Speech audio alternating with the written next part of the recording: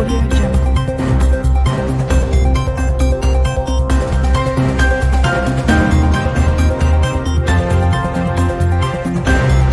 வணக்கம். தமிழன் செய்தி களம்.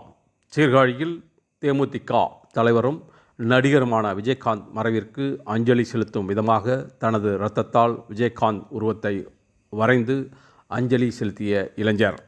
தேமுதிக தலைவரும் புகழ்பெற்ற நடிகருமான விஜயகாந்த் நேற்று உடல்நலக் குறைவால் தனியார் மருத்துவமனையில் காலமானார்.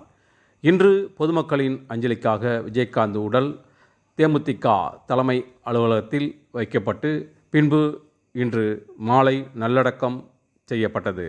இந்த நிலையில் மயிலாடுதுறை மாவட்டம் சீர்காழி அடுத்த சட்டநாதபுரம் கிராமத்தைச் சேர்ந்த நுண்கலை நிபுணர், இளம் ஓவிய ஆசிரியர், விஜயகாந்த் ரசிகருமான அரவிந்தன் விஜயகாந்தின் திருவுருவ படத்தினை தன்னுடைய 3 மில்லி இரத்தத்தை கொண்டு 3 மணி நேரத்தில் விஜயகாந்தின் உருவத்தை ஓவியமாக வரைந்தார். பின்னர் விஜயகாந்தின் திருவுருவ படத்திற்கு கண்ணீர் அஞ்சலி செலுத்தினார். இந்த ஓவியத்தை விஜயகாந்தின் குடும்பத்திடம் கொடுக்கப் போவதாக அரவிந்த் தெரிவித்துள்ளார்.